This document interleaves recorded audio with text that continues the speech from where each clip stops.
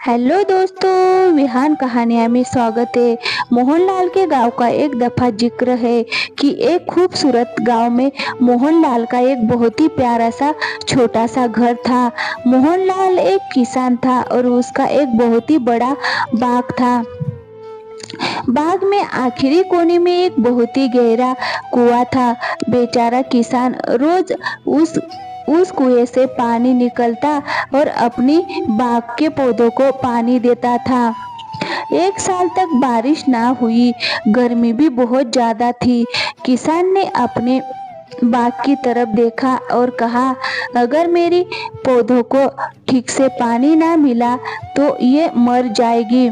मुझे इनको पानी देना चाहिए।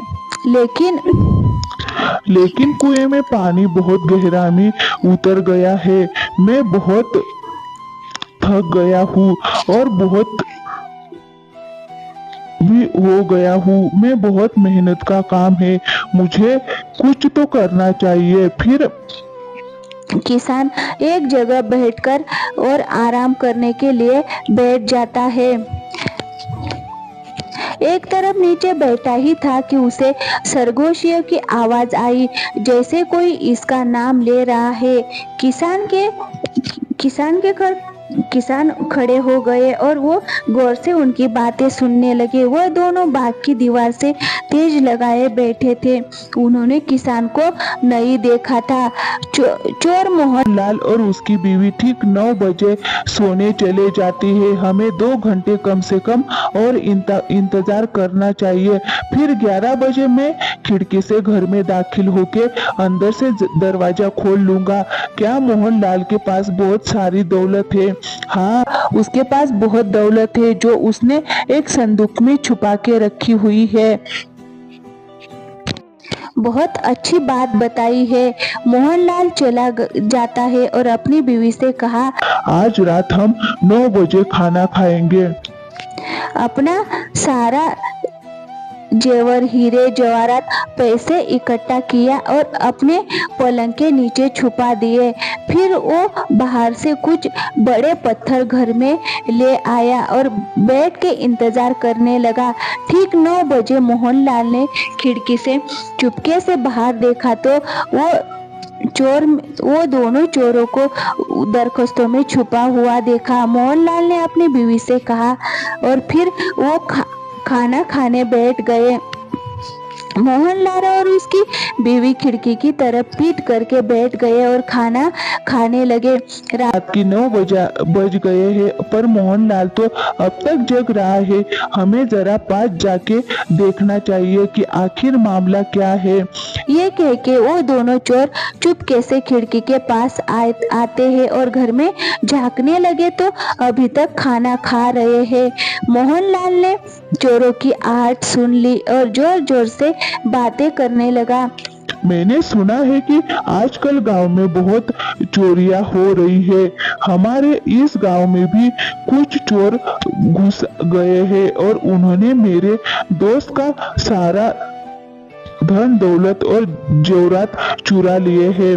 और फिर दोनों बातें करते कैसी लगी? फिर वो हमारे घर भी आ सकते हैं। हमें भी अपना सोना जेवर किसी और महफूज जगह पर रखना चाहिए। मेरा संदूक तो लेकर आना। फिर चुपके से अपनी बीवी को सब पत्थर दे दिए और उसके कान में बोला, ये हमारे सोने के जेवरात सेफ जगह पर रख देते हैं। फिर जोर से बोला, लो मुझे।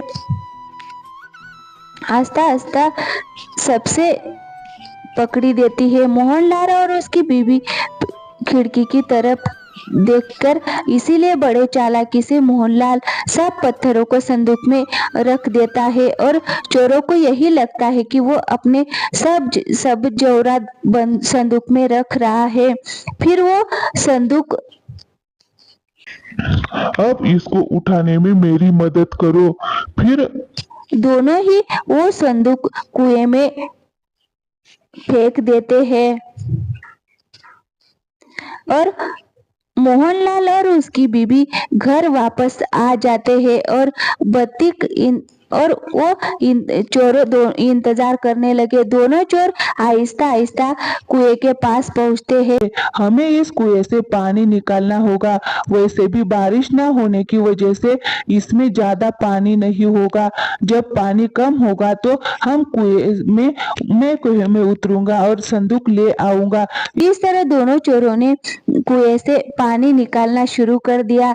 एक चोर पानी निकालता, दूसरा उस बैग को जाने वाली नदी में डाल देता। कुएं में काफी पानी मौजूद था और दोनों चोर सारी रात पानी निकालते रहे, यहाँ तक कि सुबह हो गई, मगर वो अभी तक मशरूफ थे। मोहनलाल ने खिड़की खोली और जोर से बोला, बहुत बहुत शुक्रिया मेरे दोस्तों, तुम दोनों ने मेरे बार को शराब कर दिया।